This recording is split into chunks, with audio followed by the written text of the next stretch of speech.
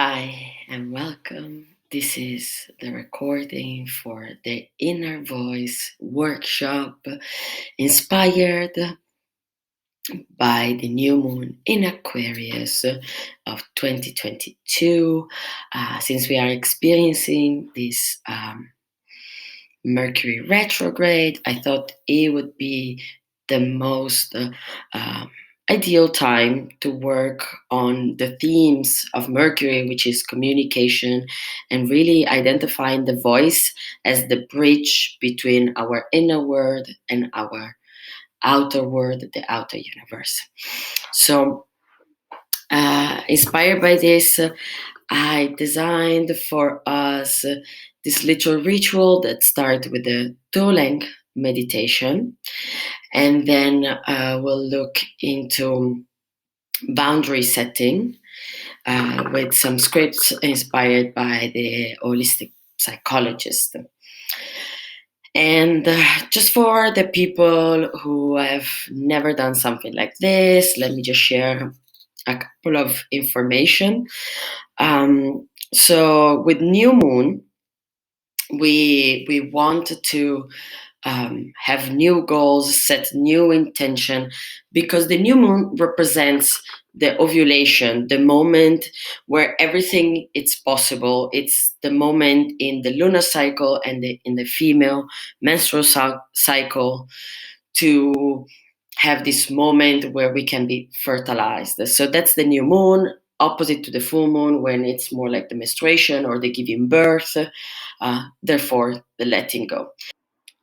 Here, there's a couple more information. So, as we said, with the new moon, we set goals, and the idea is that we feel already like we have achieved them, and therefore we have a clear overview of the kind of action, the way we would talk, the way we will walk, the kind of things we will do in order to get to what we want to have, which is the opposite process of what normally people do. They say like, I want this, what do I need to do in order to feel that having that car, having that job, having that partner will give me?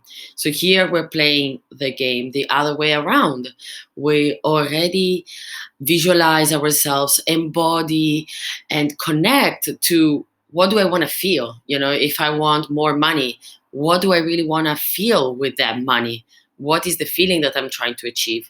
And as I already feel it, I'm already with it, then it inspires the kind of action that I do. Because if I think I'm a rich person, I'll act like a rich person, and therefore I'll have the kind of things that rich people do. And rich will change meaning based on how you move through this process. But one of the ways we get to do that is through realizing that we are all connected. And that's why later we'll be doing the Toleng meditation that really helps with this Mercury retrograde. And if you don't know what Mercury retrograde is and what it means, I have a video for that. If you're part of my soul family, you already received it. But if you haven't, reach out to me on Instagram, Mr. Rigo Melanie, and I'll send you the link to the retrogrades and what they mean. Especially Mercury retrograde, it's all about problems with communication, technology, and connection. So also troubles. So with this, we want to really focus on our way to be flexible, to be resilient during these times, because that's what retrogrades come for. They come to practice resilience. Then I want to tell you a little bit about this new moon being Aquarius. Aquarius, interesting, is this story of this beautiful shepherd boy.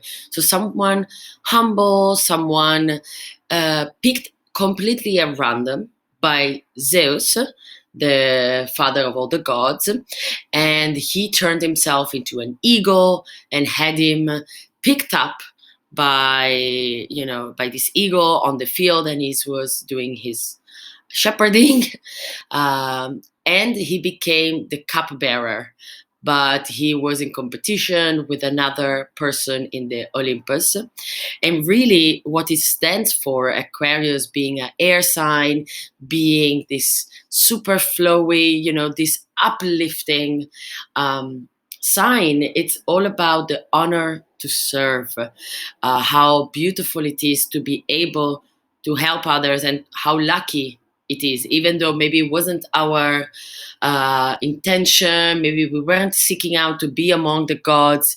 When we let ourselves be lifted by the negative situation and we stay true and humble with ourselves, we become this almost god, and then Zeus made a constellation for him. So this is kind of like the energy that Aquarius wants to inspire us to have. So that's why I'm asking you, what would you be capable of doing if only you allowed yourself to imagine going higher and lifting yourself off the ground?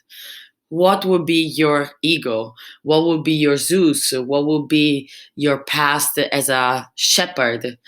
Can you live through this story and see what message is there for you?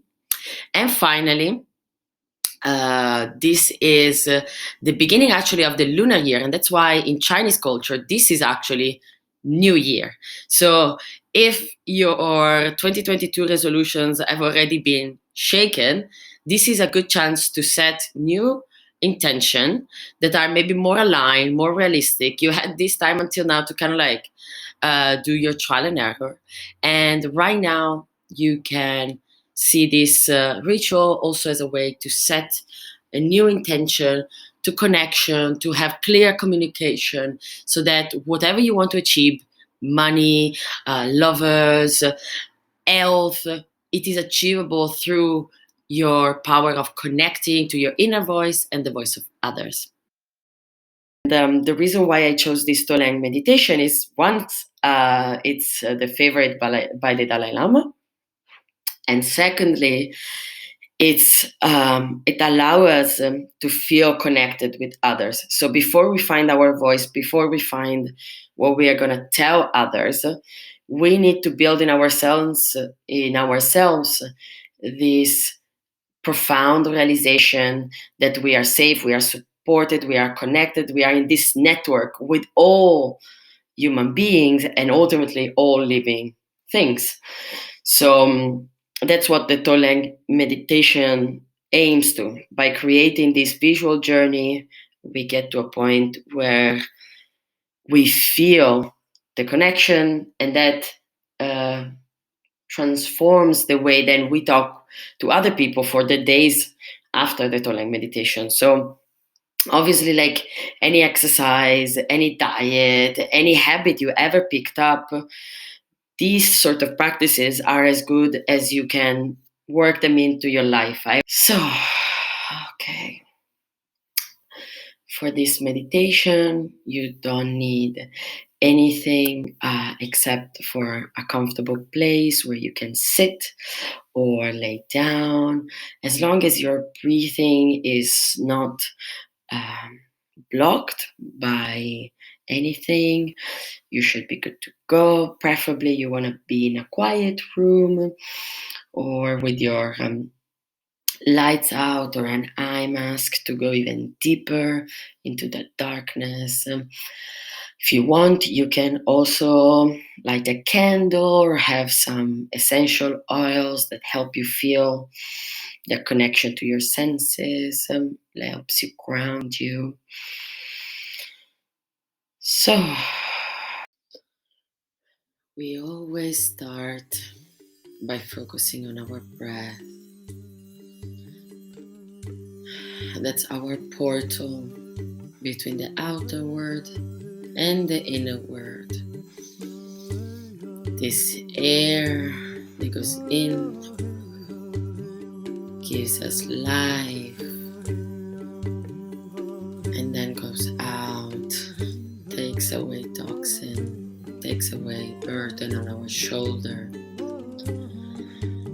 As it's gone, we can feel lighter. We can maybe breathe even a little bit deeper. Use this breath to acknowledge the inside of our body. Maybe we can feel our nostrils. Maybe we can feel the air traveling down our throat and and into our lungs. Maybe with our hands and our body, we can feel maybe the chest moving, the belly rising, feeling the wave within us, our body flowing. As we breathe even more deep.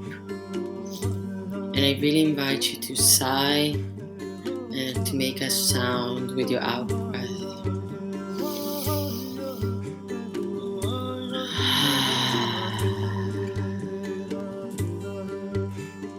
Let that voice already move from in to out. Feel the vibration in your throat. This sound doesn't have to have any meaning. It's just your being extending beyond the limits of your skin.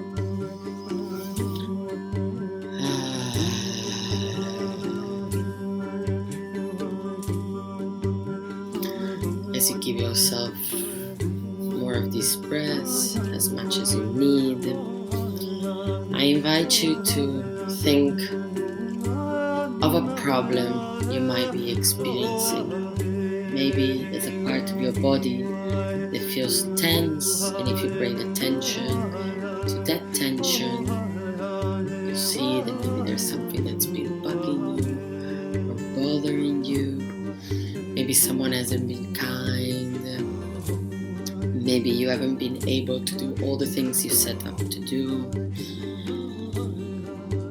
As you are here thinking about something that's been blocking you, something maybe you have been resisting, I want you maybe to visualize it. Maybe it has the shape of a person, or maybe it's an element. Maybe it tastes like something, or it smells like something. As you're visualizing this problem, and maybe you see yourself having this problem, I'd like you to imagine someone else also having the same problem. Maybe it's good to remember a time when you were really heartbroken and a friend of yours was also heartbroken. Or maybe you remember a time where you weren't hurt anymore, but someone else was, and you could empathize and help them and support them. So remembering that experience from lending your wisdom, that really you were sitting with their pain. You went back to sitting with your own pain. So as you see the other, I'm gonna challenge you to see yourself in them. I'm gonna challenge you to see the other person as yourself. And as you do this, imagine a light going from your heart to their heart. By sharing this crappy, horrible experience, this hurt, this pain, this annoyance, you are bonded. You're bonded as brother and sister. You recognize their humanity, and you feel seen in your humanity, in your flaws, in your limitation. Maybe now you can extend this light to more people who have had maybe a similar problem to you. Maybe it's all the men that had that same problem, or maybe it's someone in your family, have had this problem. Think of as many ways this hurt shows up in someone else's. If you have experienced pain related to money, maybe you can imagine all the poverty and all the suffering in the world. If you have experienced heartache, you can imagine any heartbroken person, every heartbroken little kid, every lonely old person. Connect to whatever your pain is and see it as a part of humanity. Connect to as many people, as many hearts. Imagine this golden light, this thread that goes across all humanity. It's like the internet. Every person that has a phone is connected, and so like any person that has a heart is connected to us right now. And we now are gonna do something truly magical. We are here to feel everybody's pain. Let's feel this hurt getting on our shoulders, and we feel maybe heavy, and we feel like there's a black wall and we are so lost and we don't know what to do. And yet we remember that we are connected. So by feeling everybody's pain, by choosing this sacrifice, this making sacred of our pain, by accepting to feel it all, to be all with it until the last drop.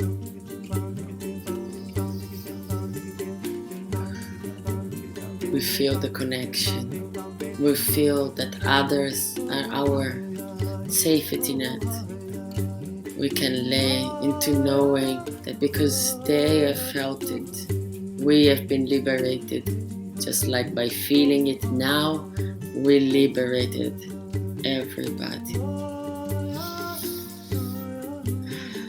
We can breathe into this beautiful, new, profound sense of freedom. Our pain is not ours, it's not our property. It's just something that goes through us. We borrowed it for a time. And now, maybe as we don't see ourselves anymore as our pain, but we see it as just a season. We connect with our femininity, our ability to receive. As we have lived the winter of pain, what are the flowers that are about to bloom for you? What are the gifts that this pain is gonna give you? Are you opening to receive the gifts of this pain? Maybe there's a message whispering into you. Maybe there's a person coming to you with a insight or a sensation to transmit to you. Maybe there's just you feeling all of you reconnected, one with the whole universe, because you are, as a human being, as a magical creature, allowed to feel connected. Your needs are valid, your desires have been heard, and it's all happening as soon as you connect to yourself, as you realize that's already yours. Whenever you're ready, start to familiarize yourself back with the room. Maybe focus on the smell, what you hear. Maybe you want to put your hands over your eyes before opening them. And when you're ready, we'll be transitioning into the boundaries prompt journaling. And if you need, pause the recording right now so you have a moment to journal about your experience as well. Before we move on to the next exercise, which is the journaling, I wanted to tell you a little bit about me and my story, my transformation, and how I got to create my business baby, which is the program From Hot Mess to Self Master. However, rather than bore you with the details. I'm going to leave on the screen what it is about and some picture that really connect me to the goals that you get to achieve with this program. And so rather than tell you that, I'm inviting you to book a call. And so I can also get to know you, because this is all about what we said in the Tolang meditation: connection, community, communication, feeling connected. And so if anything makes you feel, resonates with you, don't be shy. Feel free to reach out and let's become friends. You know, a stranger is just a friend you never met. So here are some pieces of my story, and I'm sharing them with you so that you know and you feel deep down that the human experience is complicated, it's difficult, and maybe something you have experienced and you thought, oh, this is must be only me, and you felt so isolated. I hope this story will allow you to feel connected, like we are all in the same boat. Or one of my favorites say, we're all in the hands of God. Let's hope He doesn't clap. So, my story actually is a story of death, darkness, negativity, but it's also a story of renewal, rebirth, blossoming, becoming my own master, being more of myself. And if you wanted the long story, I'll have to tell you about my parents' awful divorce, all the adverse childhood experiences that already traumatized me when I was a kid, living in poverty, not knowing where I would sleep, what I would eat, if I would be warm that night.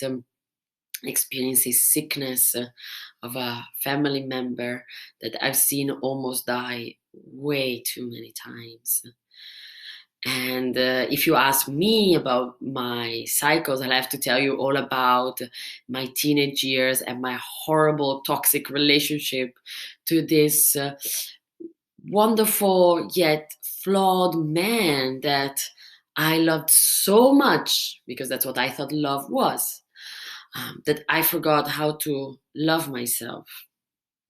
And then again, I'll have to tell you about my crisis when I was 27. And that's actually the one that I'll be sharing a little bit more about. The reason why I got to do these events, the reason why I get to show up like this to all of you, feeling fully integrated, fully loved, even when I like to forget, because the healing is never over. But yeah, this part of the story starts when I was 27 and I decided to get the surgery to cut my stomach, because in my head I always thought, like, there's a problem, I need to think and find a solution. And for the longest time, no matter how many diets, no matter how many up and down of my weight I've been into, I was never able to feel one with my body, feel like my body was beautiful, was worthy. Don't get me wrong, I've always had my fair share of interaction. I had lovers, I had, that toxic partner that we talked about, but I also had wonderful partners. But I realized, since my childhood trauma and my relationship trauma in teenage years, that something got uh, broken, detached, and all the relationship that came after that, I never allowed anyone to feel connected to me, because I didn't feel connected to my body. And I thought the solution will be a surgery. And I'm so grateful I got to do the surgery. So many people, have been judgy about my decision, from doctors to strangers to friends. And it's something that I'm very open about, but not everybody has been able to receive. And I wish them more peace and more healing. But definitely the surgery, what it did was not fix my problem with my body, it just made it 10 times more present, because it became my body something I couldn't quite recognize. I was feeling like, oh, this is very pretty. And at the same time, I started getting more anxious, more depressed. I started to feel things more intensively than ever before. I was like, I got the body, I got the job, I got the friends. I live in a big, beautiful city. At that time, I was living in Amsterdam. Why am I not happy? And that led me to a deep, profound crisis. I got um, some in the darkest moments. I had to ask my roommates to take away the knives from the house, because I thought I was going to do the unthinkable. And right now, I realize this wanting to not be here meant I don't want to be here as this person. I don't want to live anymore like this. And so I set myself on a path where eventually I got to Tenerife, and there I really felt connected to the earth, and I fell in love again. And it was a different kind of love that I never felt before. And I thought this was the love that was going to fix everything. And so we started to be together. He moved to Amsterdam for me, and it went horribly wrong, because the lesson wasn't in the finding love, but was again in the finding me, all of the parts that I had left behind. And so as it went horribly wrong, it was enhanced by the horror of the pandemic. We couldn't stand each other anymore, and a horrible part of me came out. And at that point, it was undeniable that something profound needed to change. And so I started my quest to find the missing parts of me. I hired a coach, and she's been really my blessing in so many years of therapy. Since I was 7, I've been meeting different kinds of psychologists, therapists, family counselors, and I don't know why, but all of them end up making me feel more and more broken. And now I know why. I know why that didn't work. And that's one of the secrets that I get to share in the program. But I won't bore you with it. I'll move on to now, actually, to the transformation. Right now, I can honestly say that I have the life I always wanted. I have positive, nourishing relationship with my family, with my friends. And most of all, what I truly feel it's me is being able to move through whatever huge emotion I get to feel without judgment, without self hatred. This was part of my story and how I got to be where I am right now. And I'm so grateful for all of you listening to it. And I want to let you know that this transformation, of course, is also possible for you. And that's what the program is all about. And one important piece in my story was that I confused love with attachment. And boundaries are a beautiful exercise to move from an attachment, a toxic relationship, into a loving, nourishing relationship. So, boundaries is what we do when something that we need doesn't get addressed. And that doesn't mean that we are demanding other people, because a lot of people confuse boundaries with expectation or demands. And actually, boundaries is what we do when a need is not being met, and how we make a connection with others, because we are allowing others, even like maybe another part of ourselves. There is this moment that we don't feel connected, either with a part of ourselves or with other people outside. And so there is usually a moment of disappointment, disrespect, and we feel betrayed and hurt. And boundaries are really that tool, that bridge that puts together these two situations, making it into what we would call like a win-win situation, because you get your needs to be heard and seen, and you are a step further into knowing how to address it. In a way, I say that boundaries are like the highway. You had an expectation of where you wanted to go out, but sometimes we lose sight and we'll have to get to the next one and find the way back. And that's okay. That doesn't mean that you have to continue on this highway forever. Because a lot of times we get disappointed because we associate the behavior of a person, of our own behavior, with our personality. We associate something that's temporary with something that's permanent. And so in here, I left for you on the screen a little diagnostic tool from the I told you she's the inspiration for this part of the workshop. And she shares different types of boundaries that you need and therefore can be crossed by others, because that's also part of it.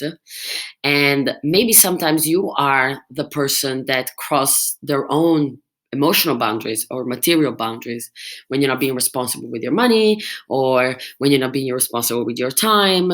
You are disrespecting yourself, and so you can also cross your own boundaries. But usually the ones that are the most triggering are the ones that others cross.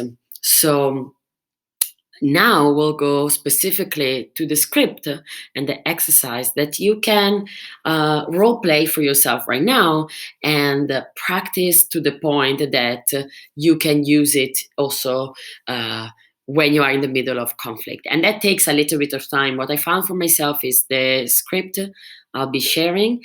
First, I role played it, I think, 20, 50 times in my head or through journaling. And then I used it on text, because through text you have more time to respond rather than react. And then eventually now it's, I would say, 2 out of 3 times when I respond, I would use a similar structure, a similar way to address my needs and also the other person needs. Because once you become fluent in using your boundaries, it becomes also easier for others to learn from you. And that's the only way people change, by the way. They don't change by you making them do anything. They just change by being inspired by you. So be the change you want to see in the world. So now I'll start sharing a little bit about the script. What I like you to do is to imagine the last time your boundaries were crossed, or there was someone in your life that is challenging them. Maybe they haven't been crossed, but you feel like they're getting on your nerves. You do not feel respected. And maybe that someone, it's yourself, as we said before. So maybe you can imagine it as someone else, like personify that feeling of resistance you have towards yourself. And then on your journal, I like to write down the script and fill in where necessary. I'll read it first out loud, and then I'll pause in each parts to explain a little bit more. So your script is, I see that we are having a hard time on fill in the blanks with what happened. I feel angry, sad, or scared when this happens, and I understand that you might not be aware of this. If this happens again or often, depending on your situation, I will meet my needs by what kind of action are needed for you to feel taken care of. And finally, I'm going to do this because my intention is, and then you fill in the blanks with kind, liberating words that connect to the human level. And I'll explain more about that later. And you finish with, and I hope you understand this is important to me, the real me. So we start again from the top. I see that we are having a hard time. So here it's important for me to point out the we, very often when we are fighting, it's all about you did this and I feel like that, and you and I and you and I. And we forget that we are in a relationship with that person, even that part of self. And in this conflict, we are together. It's not one versus the other, it's the two of you against the problem.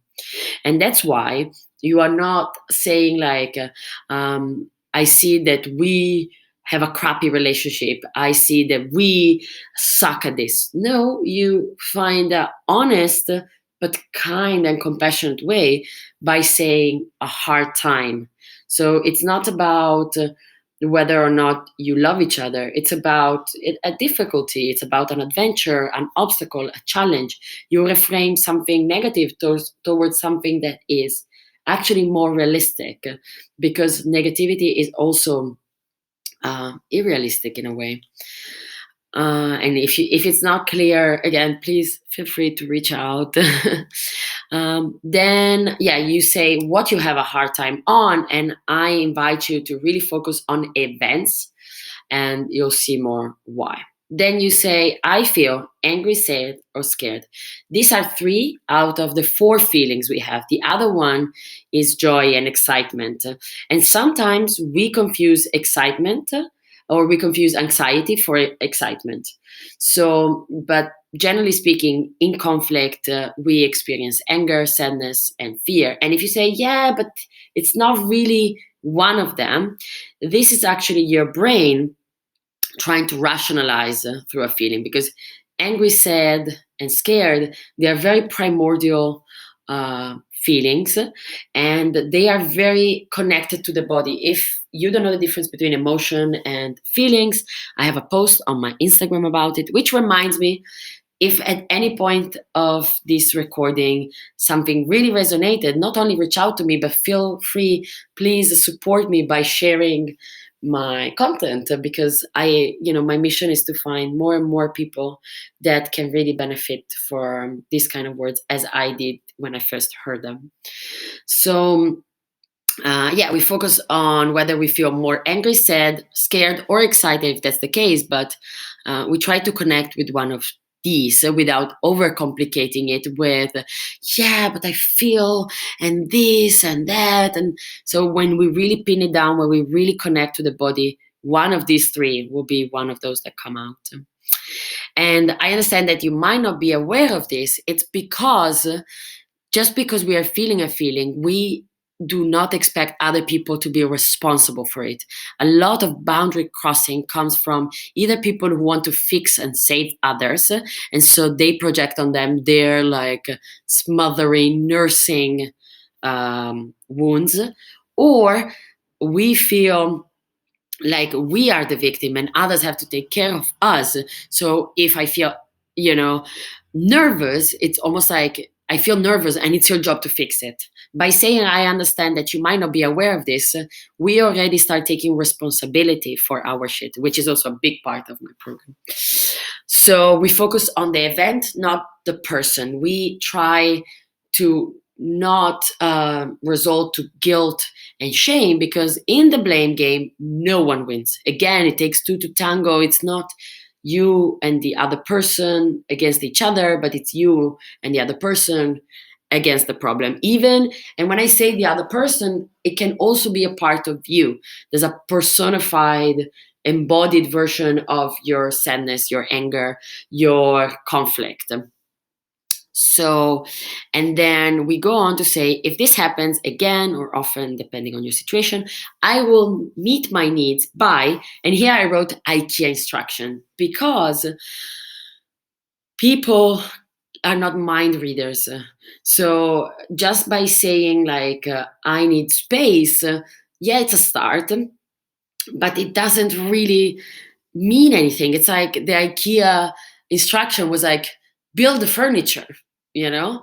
It might seem that it's easy and intuitive, but instructions are there for a reason. And very often, if we don't follow them, that's what like a lot of people do, they throw away the instruction.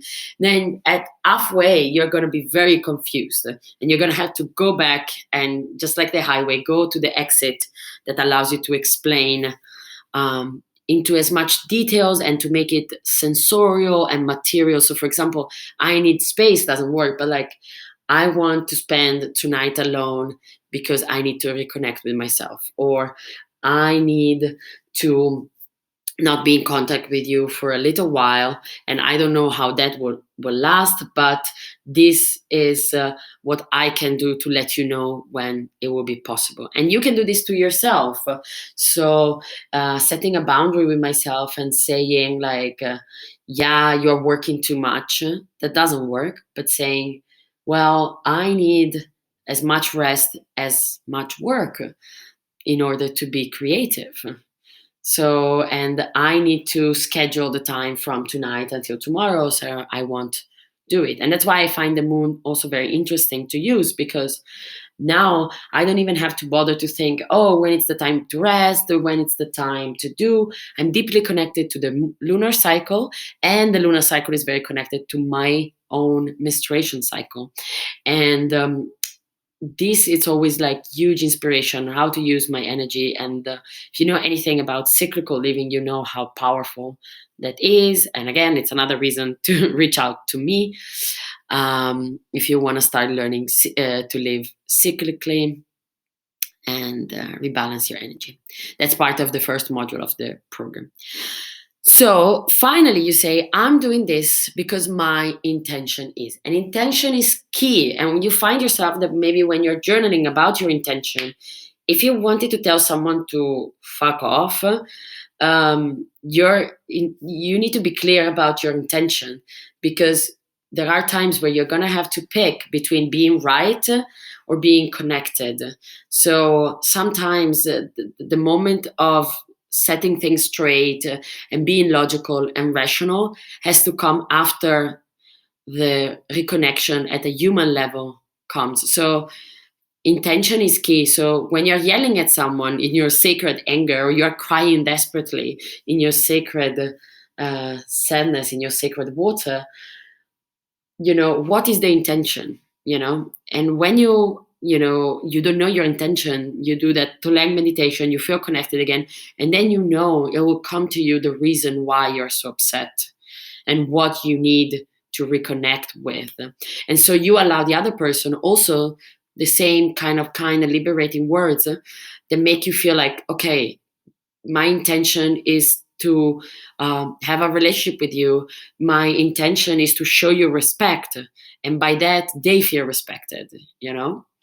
And I hope you understand that this is important to me, the real me, because again, when we are in a relationship, very often we want to connect with the ideal version we created of a person, not the realistic, limited, emotional, chaotic person. We want them to be what we need instead of giving that to ourselves. And that comes often because, as very empathetic people whose boundaries have not been taught, basically, we don't know how to set boundaries. We struggle so much with being with our pain, feeling our pain, sitting with our pain, that we don't allow others to sit in theirs, in their flaws, in their limitation, in their addiction, in their ignorance, in their traumas, in their mistakes. So 99.9% of the time when we fight, it's because we expect them to fulfill a need that we haven't even connected with. And so to finish this journaling, I want to invite you to maybe ask yourself, can you sit with your pain? Can you sit with their pain without having to do anything about it? And that's a very feminine practice to do. And it's one of the things that I teach in my program that's changed really how I relate to myself and others and lovers and money and time. And so let me know how it works out for you. Let me know what's been your experience. If you found some bits hard, if you need some more explanation, I'm here to serve, and it's my honor and my pleasure. And as I promised, we close our workshop with a bonus card pulling. So that means I pick a card, I picked a card, I've talked to the goddesses, and there's a message that can really guide and enhance what we've been doing, what we have been learning. And the goddess that came out, it was very interesting, was Sija, quiet time. She's the goddess of the sacred silence and the emptiness. And she reminds us that in order for our voice to be clear and to be heard, we need also to find the respect and the love for the silence, for the time that we don't need to say anything, the times that we need to keep our thoughts to ourselves, for to be kind and to let other people deal with their own pain, their own traumas. And it reminds me the story of the Witch of Portobello, where she finds a master that teaches her about calligraphy, but she still doesn't know how to move between the words. So, meaning to say, we know very well, how to be in the masculine, in the thinking mode, in the doing mode. But yet, I don't know if we had so much practice in the being, in the feeling, in the relaxing, in the surrendering, And so this goddess brings this piece of the silence that is being it all, feeling it all. And so she asked us to focus on, and these are your journaling prompts. How often do you listen to your body? Do you schedule times to rest that are essential to know what you want to say? If you're always uh, talking or trying to get your ideas across, and I am the first one that does this a lot, then you lose a little bit track of what you're saying. So it's in the moment of silence that you find yourself the most. And the inspired action are actually active listening, which, if you don't know, it really changed my life. It's when you listen to someone to focus on all the senses, focus on the way their face is moving, focus on the sounds you hear not only from him but or her. Really listen with all of your senses, almost like if you had to listen to repeat their story to someone else rather than to reply back something. So listening to them just for the sake of listening and really making an effort to remember what they said before you think about what you're going to say. So have these moments of not preparing your answer, but just being quietly with them. And that's really changed a lot of how I behave.